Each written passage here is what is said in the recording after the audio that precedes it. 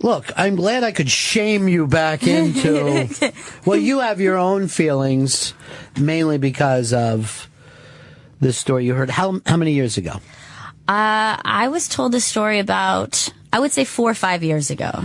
Right, so this is long before any of the heat. And had you even known anything about Bill Cosby other than he was the... I don't think I did. Mm-hmm. And I think when I told you this story, right. I think you then said, there's all sorts of, rumors mm-hmm. that he is actually, he's not been so really, nice. Yeah, been creepy with women in the past, and there's been I think you told me even at that point there was a rape accusation. Mm-hmm. So, yeah, I don't think I knew it when I heard the story. Right. So, we'll set up the story this way. You were told this by a guy that you know. Yes, I was told by someone I know who's a great guy. Uh-huh. Straight shooter. Right. So I feel... Not a guy who's apt to tell... Not at all. ...big tales, but... As we say, this isn't your story, so you can't... Of course, I can't say 100% that it's truth. Mm-hmm.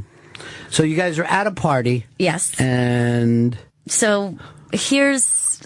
Like I said, it maybe might not sound as big as, say, a rape accusation, but right. you should look upon the story kind of like a character witness statement. Okay. That maybe it could inform you about the person.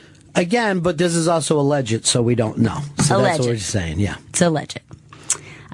So when my friend was a little boy, mm-hmm. He was a latchkey kid, and he was at home by himself waiting up for his mother, watching television. And finally his mother comes home kind of late. She opens the door. She's not alone. With her is Mr. Bill Cosby. She says... Son, this is Mr. Cosby. Say hello. And he says hello. And Mr. Cosby says nothing. Doesn't say hello. Acknowledges him only by looking at him, but doesn't say anything to him. And there's kind of like a weird, awkward silence. And then finally his mother says, me and Mr. Cosby are going to go in the other room. You stay here and watch your television program. So Mr. Cosby and his mom leave to the other room. Which, who's to say what's happening? Mm-hmm. But we could assume that, The kid didn't hear anything, though. I don't think so. Right. Okay. But they retired to the other room. Okay. So some time passes, and Mr. Cosby emerges alone. And my friend, who's a little boy at the time, still sitting in front of the TV, and... Cosby crosses the room and comes over to him, and he takes his hand in his and takes his little boy thumb and just starts to press it hard down towards his wrist, just crushing it to his wrist, not saying anything, just looking him dead in the eye, just cold, dead stare, just bending his thumb back as hard as he could. And the little boy wants to scream, but he doesn't make a noise. He's just terrified. And finally, Cosby lets go, and he just looks at him one more time and walks out of the apartment. That's it. He never sees him again. And you believe that story? It's too fucking weird not to believe. It's so creepy and so strangely specific, but like you easily could have inflated that story to make it like so the gist of the story is like keep your mouth shut. Exactly. He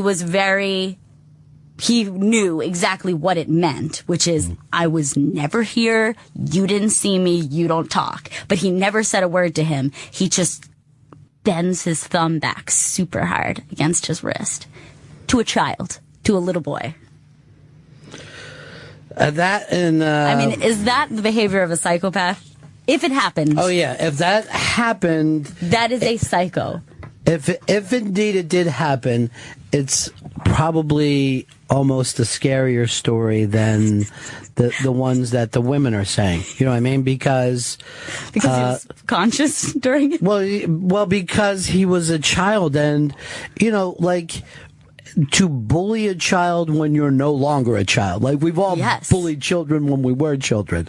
But to be a full-grown man. Yes. And physically intimidate a little kid that's pretty frightening. Really scary. Yeah. And like I said, the person who told me this story is an amazing guy and straight shooter. I have no reason to think he was definitely not a tall tale kind of guy. Right. But at the same time, for the points that were on the air here, you never checked into the validity of the story, and there's no way you could prove it. I could never prove that. And it is, as I would say, hearsay. That story is total it's just hearsay. A tale. Yeah. That's crazy. So creepy.